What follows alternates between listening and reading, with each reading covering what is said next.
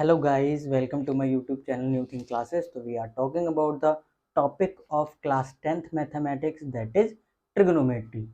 Okay, so we are solving the unsolved paper of class 10th maths. Okay, तो I think मैंने आपको last time एक question दिया था, तो आज एक हम छोटा सा कंसेप्ट पहले सीखेंगे, फिर उसके बाद में जो है हम अपना वर्क करेंगे, आगे नेक्स्ट क्वेश्चन करेंगे. ओके, तो कॉन्सेप्ट. ठीक, कॉन्सेप्ट क्या है आज का भाई? तो जैसे कि मैं ट्रायंगल बना रहा हूँ, आप बताओगे मुझे क्या मतलब कौन सा ट्रायंगल है. ठीक है,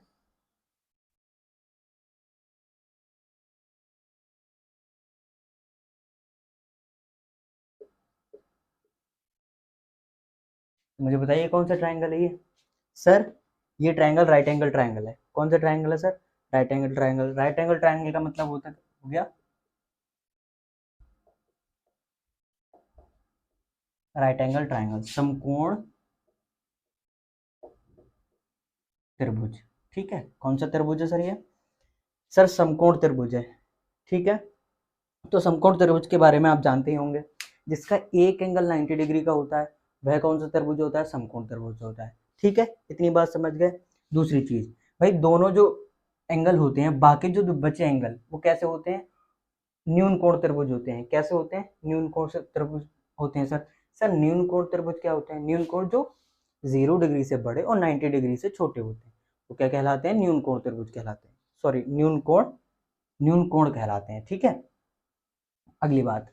तो ये दोनों भाई 90 डिग्री से छोटे होंगे, ये भी 90 डिग्री से छोटा होगा. कहने का मतलब, अगर ये एंगल थीटा है, क्या बोला मैंने? अगर ये एंगल थीटा है, देन जो ये एंगल होगा वो कितना होगा सर? 90 माइनस थीटा होगा. ओके, अगर ये एंगल थीटा है तो सर ये एंगल कितना होगा? ये होगा 90 माइनस थीटा. अंडरस्टैंड? ठीक है, आगे. क्यों होगा सर? देखो, अगर किसी त्रिभुज का एक एंगल 90 डिग्री का है, तो बाकी दो एंगल का सम जो बचा, कितना बचा सर? 90 डिग्री बचेगा. हाँ या ना? देखो अभी देखता हूँ भाई, एंगल ए की बात करूं और प्लस एंगल सी की बात करूं, इन दोनों का सम कितना होना चाहिए सर? देखो, एंगल ए है 90 minus theta, plus angle C कितना है sir? Theta.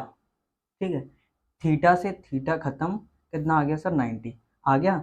Angle A plus angle C, इन दोनों का सम कितना आ गया सर? 90 डिग्री आ गया. बात समझ में आई? तो मेरे कहने का पर्पज ये है कि अगर राइट एंगल ट्रायंगल में, यदि समकोण त्रिभुज में एक एंगल 90 डिग्री का है, तो बाकी दो बचे एंगलों का सम कितना होना चाहिए सर? सर 90 डिग्री होगा. बाकी दो बचे एंगलों का सम कितना होगा सर? कोण ए प्लस कोण सी बराबर 90 डिग्री का. इतनी बात समझ गए? ठीक है, आगे.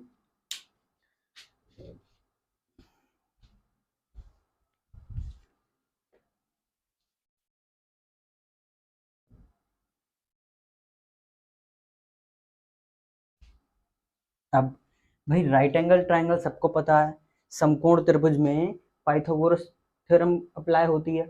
हाँ या ना? राइट एंगल ट्रायंगल में पाइथागोरस थ्योरम अप्लाई होती है. जहां 90 डिग्री के सामने की भुजा, हाइपोटेनियस कहलाती है. क्या कहलाती है? हाइपोटेनियस. ठीक है, हाइपोटेनियस कहलाती है. इसको एच से डिनोट करते हैं और इसको हिंदी में बोलते हैं कर्ण. ठीक है, 90 डिग्री के सामने की भुजा हाइपोटेनियस, एच मतलब कर्ण कहलाती है. बाकी दो बची साइड. अब सर ये बात बताइए मुझे, अब मुझे इसमें बताइए आधार कौन सा है और लंब कौन सा है. तो हमें आज तक बताया गया है भाई, आधार क्या होता है? ये पट्ट वाली लाइन हो गई, ये आधार हो गई सर. ये सर बेस हो गया. ठीक है, सबको पता होगा. और ये खड़ी वाली लाइन हो गई, इसको सर लंब बोल देते हैं. क्या बोलते हैं? लंब या परपेंडिकुलर.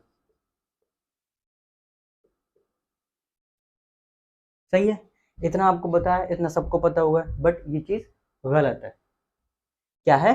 गलत है. कैसे? कहां पर गलत है वो देखो भाई।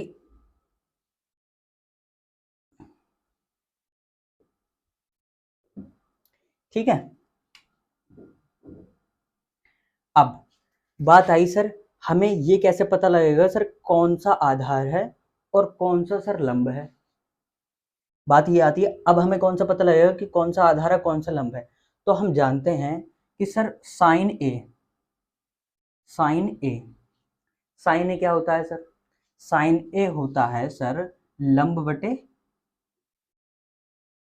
कर्ण।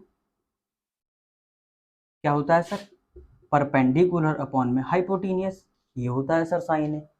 ठीक है, तो इस हिसाब से साइन ए, भाई लंब कौन सा है, लंब यहाँ पर बी सी हो गया, क्या हो गया ए बी, यहाँ से लंब कितना आ गया, बस साइन ए बराबर यहाँ से कितना जाएगा,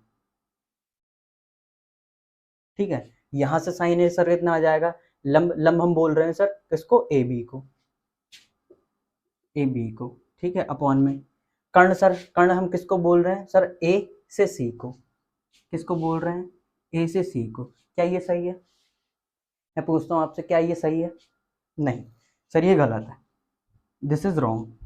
कैसे रॉन्ग है, हम बात किसकी कर रहे हैं सर, एंगल ए की, बात किसकी कर रहे हैं सर, एंगल ए की। देखो 90 डिग्री के सामने की भुजा जो होगी हाइपोटेनियस कर्ण कहलाएगी, ये ट्रू है, ये हमेशा सत्य रहेगा। बात समझ में आई। जब हम बात एंगल ए की कर रहे हैं, किस एंगल की बात कर रहे हैं सर, एंगल ए की बात कर रहे हैं। एंगल ए की जब हम बात करेंगे तो ए के सामने की भुजा, एंगल जिस एंगल की बात करेंगे उसके सामने की भुजा, उसके सामने की भुजा क्या कहलाएगी सर, लंब कहलाएगी। बात समझ में आई, जिस एंगल की बात करेंगे उसके सामने की भुजा लंब कहलाएगी। ठीक है, अब भाई लंब ये है, कर्ण ये हो गया, तो ये क्या बचा, आधार, बेस। बात आई समझ में। अगर मैं बात करूं ऐसे ही, तो अब यहां से क्या आ गया हमारा, अब यहां से एग्जैक्ट आंसर क्या बना हमारा, साइन ए, साइन ए क्या बना हमारा, साइन ए बना सर लंब, लंब क्या हो गया बीसी, बीसी अपॉन में एसी, ये हमारा राइट है। बात आई समझ में। नेक्स्ट चीज,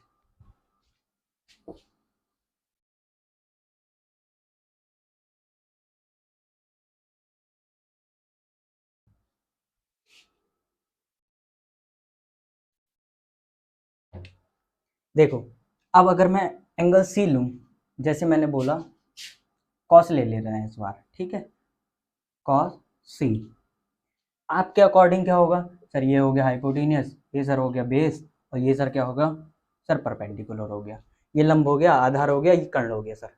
हम आपके अकॉर्डिंग, बट मेरे अकॉर्डिंग क्या है भाई, मैं ऐसे नहीं बता सकता कि बेस कौन सा है और लंब कौन सा है, मैं ऐसे नहीं बता सकता सर, सर मुझे कंडीशन दो तब मैं बताऊंगा।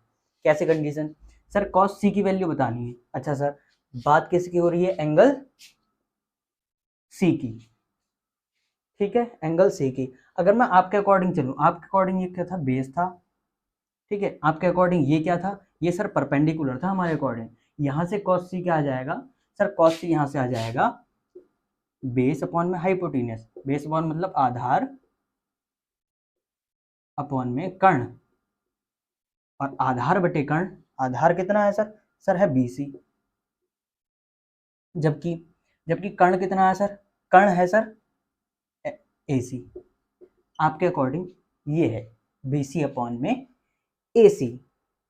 ठीक है, बात समझ में आई। लेकिन सर मैं बोलता हूं, अब मैं अपने अकॉर्डिंग चलता हूं, ठीक है,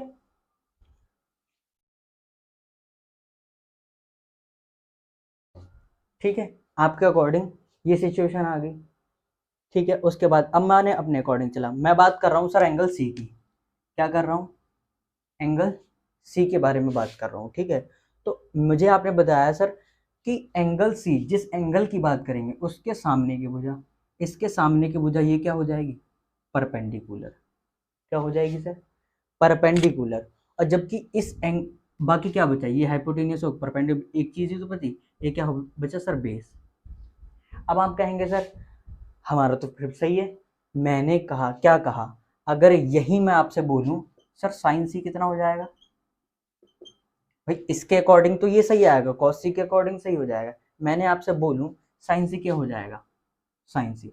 आपके अकॉर्डिंग क्या था सर, ये बेस था, जबकि ये क्या था, परपेंडिकुलर था। तो यहाँ से आप साइन सी क्या करेंगे, सर साइन सी होता है सर परपेंडिकुलर अपॉन में हाइपोटीनियस। सर साइन सी होता है परपेंडिकुलर अपॉन में हाइपोटीनियस। ठीक है, तो आपके अकॉर्डिंग क्या हो जाएगा, परपेंडिकुलर सर ए बी है, सर ए बी ले लिया, अपॉन में हाइपोटेन्यूज सर क्या है, हाइपोटेन्यूज सर AC है। ये हो गया आपके अकॉर्डिंग, अंडरस्टैंड, ये क्या हो गया आपके अकॉर्डिंग। ठीक है, और अगर मैं बात करूं, भाई अब मैं अपने according sign C,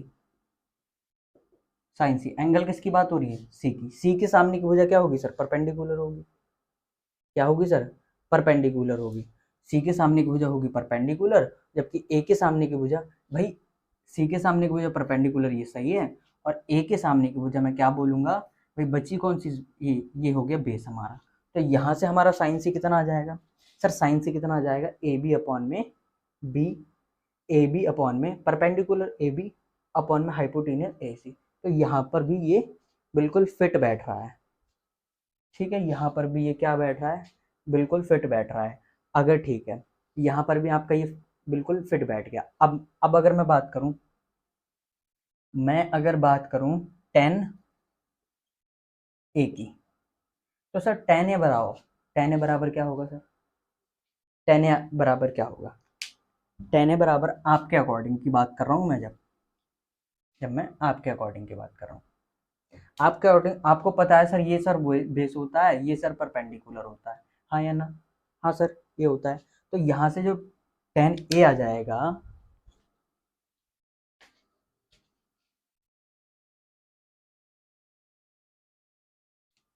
according to you, ठीक है, यहाँ से टेन ए, ठीक है, यहाँ से जो टेन ए आ जाएगा सर, क्या आ जाएगा, हमें पता है सर टेन ए होता है परपेंडिकुलर अपॉन में बेस, पी अपॉन में बी, या फिर परपेंडिकुलर का मतलब हो गया लंब, और बेस का मतलब हो गया आधार, बराबर। ठीक है, यहाँ से लंब कितना है सर, ए बी है, अपॉन में आधार कितना है सर, बी सी है। ठीक है, ये आपके अकॉर्डिंग हो गया। अब मैं चलता हूँ अपने अकॉर्डिंग, मैंने क्या बोला, टेन ए की हमें वैल्यू बतानी है, टेन ए की फ्रैक्शन वैल्यू बताएंगे, साइड की फ्रैक्शन। ठीक है, तो क्या बताऊंगा मैं, भाई टेन ए, एंगल किसकी बात हो रही है सर, ए की। जब मैं ए की बात करूंगा, जब मैं अपने अकॉर्डिंग चलूंगा, तो सर जब एंगल ए की बात हो रही है, तो एंगल ए के सामने की वजह क्या हो जाएगी मेरे लिए, परपेंडिकुलर। बाकी कौन सी साइड बची सर, ए बी बची, ए बी क्या हो जाएगी सर, बेस हो जाएगी। अंडरस्टैंड, तो यहाँ से टेन ए क्या आ जाएगा, यहाँ से सर परपेंडिकुलर कितना आ गया मेरा, बी सी, परपेंडिकुलर कितना आ गया सर, बी सी। बाकी क्या बचा मेरा, आधार, आधार कितना आ गया मेरा, base A B, A B. तो यहाँ से टेन ए क्या होगा, ये सबसे बड़ी मिस्टेक करते हैं आप लोग, करते हैं नहीं। तो आज जो है, आज आपको पता लगा जिस एंगल की बात होगी, बात जिस एंगल की होती, भाई 90 डिग्री के सामने की भुजा हाइपोटेनियस तो वो फिक्स होगी, उसके बारे में तो सोचना ही नहीं है। सोचना ये है कि सर हम एंगल किसकी बात कर रहे हैं, जब हम जिस एंगल की बात करेंगे उसके सामने की भुजा परपेंडिकुलर होगी। अंडरस्टैंड, ठीक, जैसे कि मैंने आपको क्लियर करके बता दिया। अब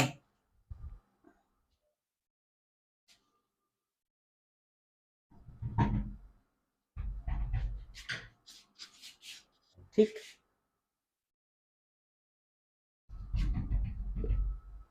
आगे ये बी के सामने की भुजा AC क्या हो गया हमारा, हाइपोटेनियस। ठीक है, अब नेक्स्ट क्वेश्चन की बात करूंगा मैं, जैसे कि कल एक क्वेश्चन था हमारा, क्या था सर, यदि ट्रायंगल ABC में, इन ट्रायंगल ABC में कोण C बराबर है 90 डिग्री के, ठीक है, और tan A बराबर दे रखा है, tan A बराबर दे रखा है 1/√3। ठीक है, निम्नलिखित का मान ज्ञात कीजिए। तो हमें बताना है find sine A cos B plus में cos A into sine B.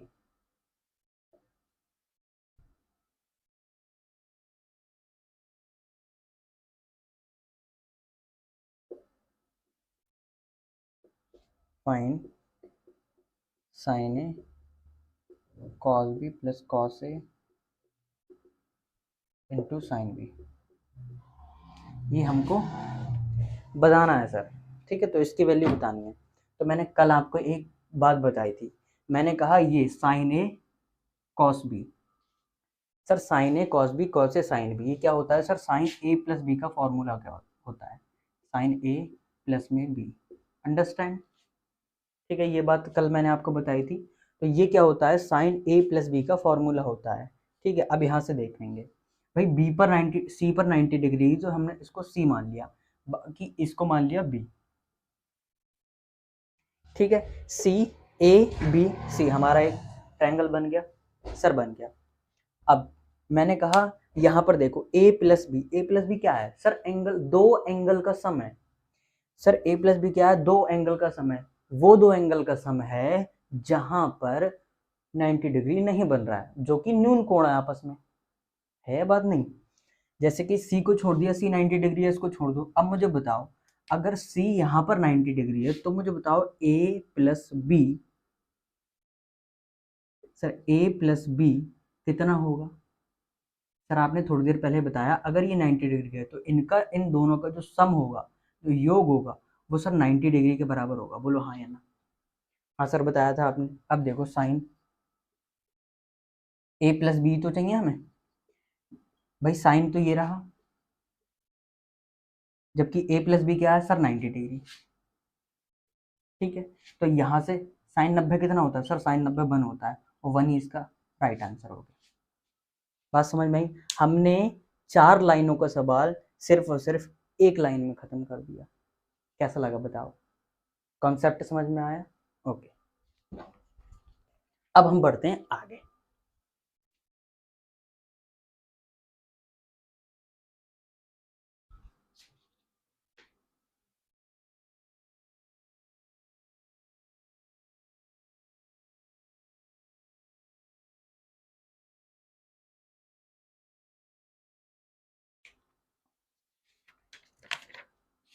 हमारे कहाँ तक सवाल हो गए थे? मैंने कल आपको एक सवाल दिया था, है ना?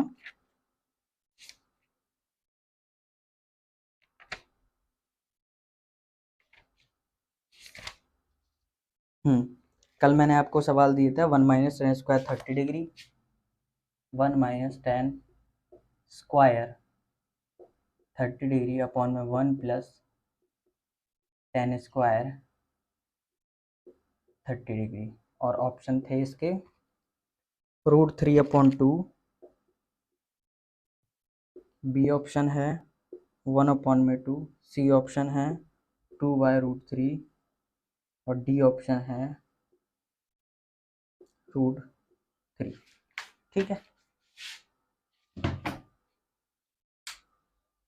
ये करना है। तो क्या करेंगे भाई?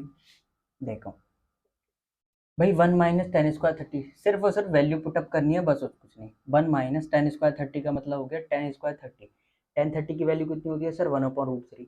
तो 1/√3 का स्क्वायर करेंगे तो 1/√3 का स्क्वायर कर दिया सर हमने। तो यहाँ से ये सिर्फ प्लस माइनस का ही तो फर्क है, तो यहाँ से आएगा 1/√3 का स्क्वायर। ठीक है सर, यहाँ से देखो, अब 1 माइनस 1/√3 हो गया, तो यहाँ से 1/√3 का स्क्वायर ओपन करेंगे, क्या हो जाएगा हमारा? 1/3। 1/3 इस वाली फ्रैक्शन को जब सॉल्व करेंगे तो 3 माइनस 1/2, 2/3 आ गया सर। नीचे यहाँ से भी क्या बनेगा सर?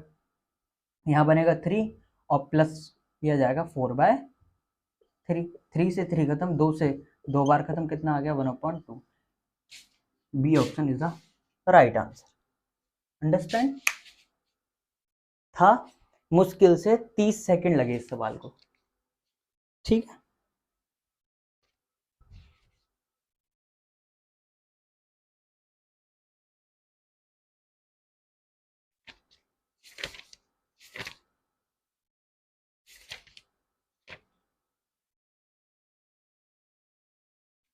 नेक्स्ट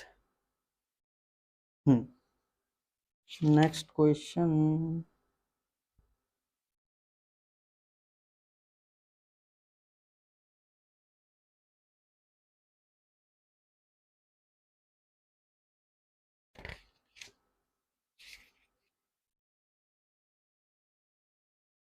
हर पेपर में 2 सवाल तो कंपलसरी हैं ही। Next question is,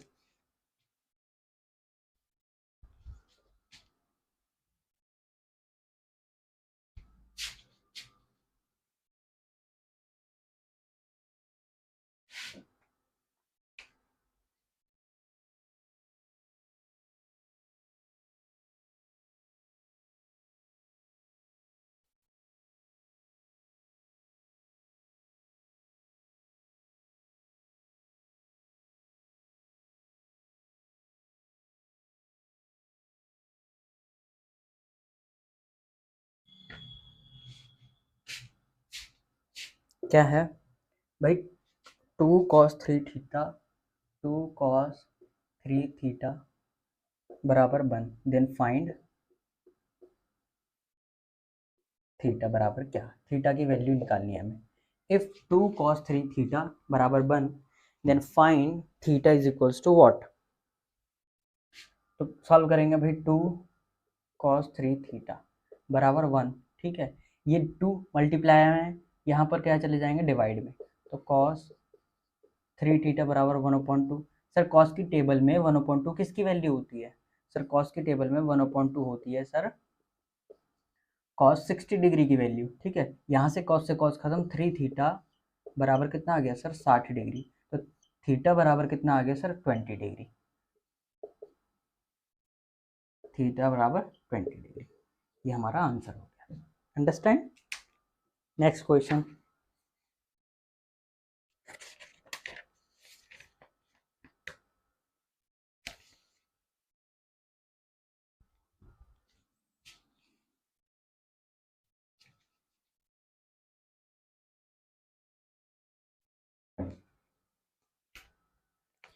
tan theta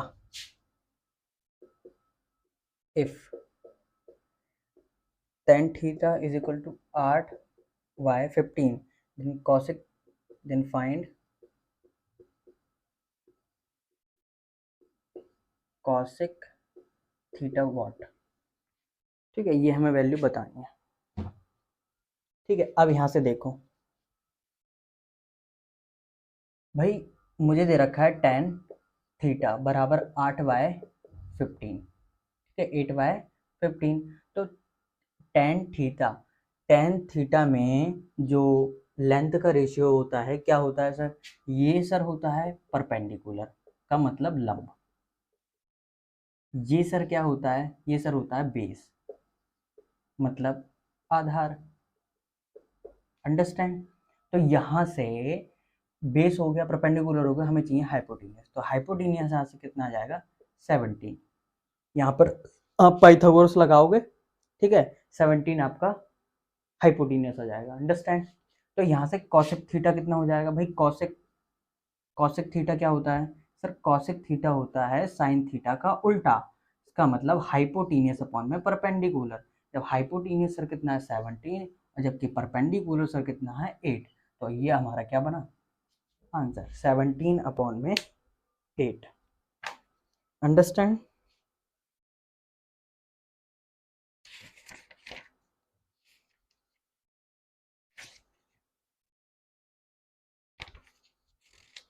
next question.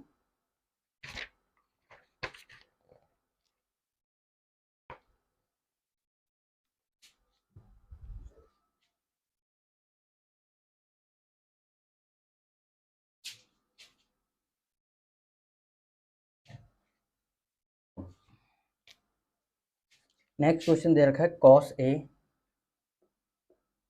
बराबर √3/2, देन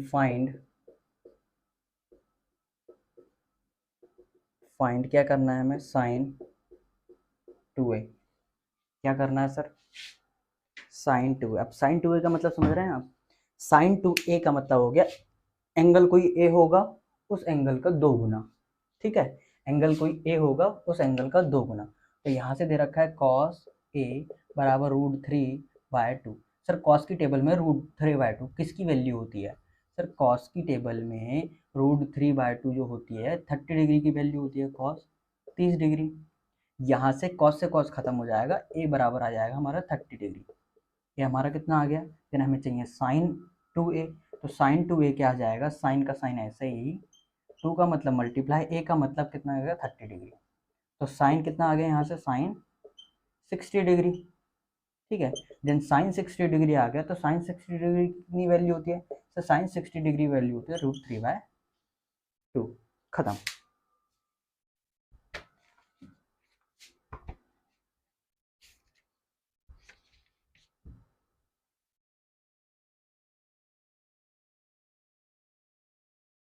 नेक्स्ट क्वेश्चन की तरफ चढ़ेंगे।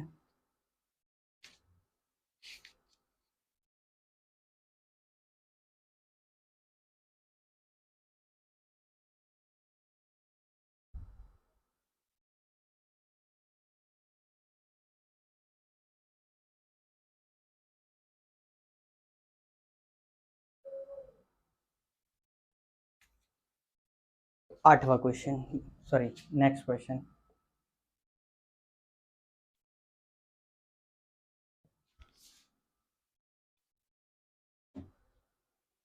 नेक्स्ट क्वेश्चन दे रखा है sine theta if sine theta बराबर कॉस थीटा, साइन थीटा बराबर कॉस थीटा। देन यहाँ से जो थीटा है वो दे रखा है 0 greater than equal to, sorry less than equal to 90 degree. तो इस बात का मतलब है थीटा जो है न्यून कोण त्रिभुज है, 0 से बड़ा 90 डिग्री छोटा।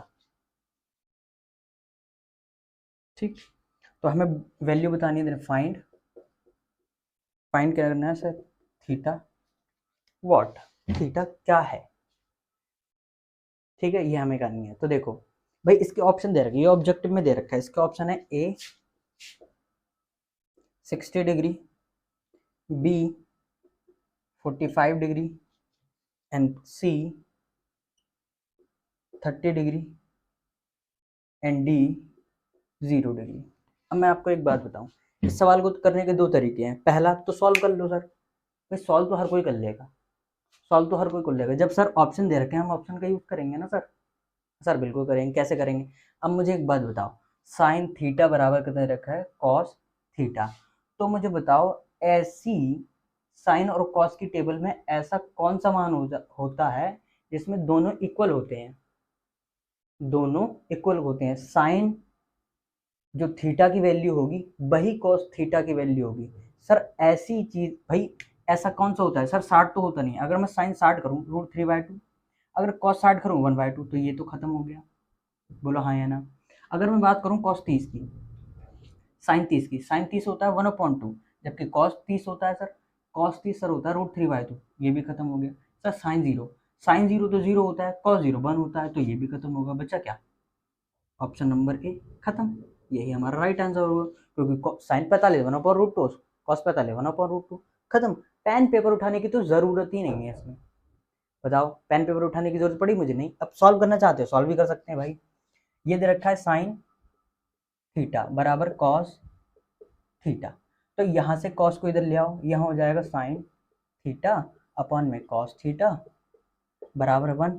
ठीक है, तो यहाँ से ये बन जाएगा टेन थीटा बराबर, ये बन जाएगा। अब ये बना टेन थीटा, तो टेन की टेबल में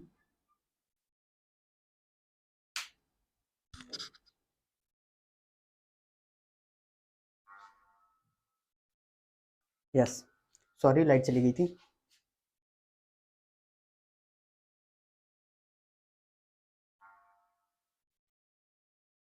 हाँ, तो मैं क्या बता रहा था भाई, टेन की टेबल में 1 किसकी वैल्यू होती है? सर टेन 45 डिग्री की। क्यों? टेन 45 कितना होता है सर? 1 होता है। यहाँ से 10 से 10 खत्म हो जाएगा, थीटा बराबर 45 डिग्री, जो कि ऑप्शन नंबर बी है। सॉल्व करना था, सॉल्व भी कर दिया। Next question. नेक्स्ट क्वेश्चन, अब आज के लिए इतना ही, बाकी नेक्स्ट क्वेश्चन मैं आपको घर के लिए दे रहा हूँ, आप मुझे करके उसका कमेंट में आंसर मुझे बताएंगे, ठीक है भाई, किया करो, हो सकता है रिपीट यहीं से हो जाए, ठीक है, 75% जो पेपर होगा ना वो रिपीट हो सकता है, तो इसलिए प्लीज़ इनको करने की बहुत ज़्यादा ज़रूरत है, कोई पता नहीं है, इन्हीं में से जितने मैं क्वेश्चन करा रहा हूँ इन्हीं में से क्वेश्चन आपको आपसे पूछेंगे। तो नेक्स्ट क्वेश्चन, होमवर्क,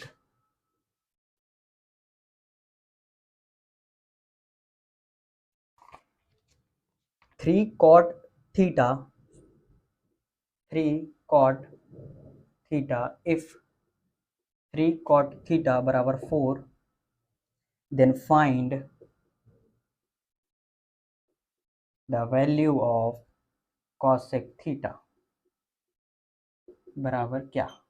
ये आपका नेक्स्ट क्वेश्चन है, आप इसको इसका आंसर मुझे कमेंट में बताएंगे, इसके ऑप्शन भी दे रखे हैं, बहुत बढ़िया, इसके ऑप्शन भी दे रखे हैं, ऑब्जेक्टिव में है 4/5, B option 3/5, C option 5/3, D option 5/4। Understand, ये हमारे नेक्स्ट क्वेश्चन, आप इसको सॉल्व करना और मुझे बताना, ठीक है। बाकी मेरा काम मैंने कर दिया, आपका काम आप करेंगे, लाइक शेयर सब्सक्राइब और फॉलो, ठीक है। आपका काम इतना सा है, आप वीडियो देखिए, उसको अप्लाई कीजिए, सीखिए, और जो है सब्सक्राइब कीजिए, करवाइए, अपने दोस्तों को बताइए, ठीक है।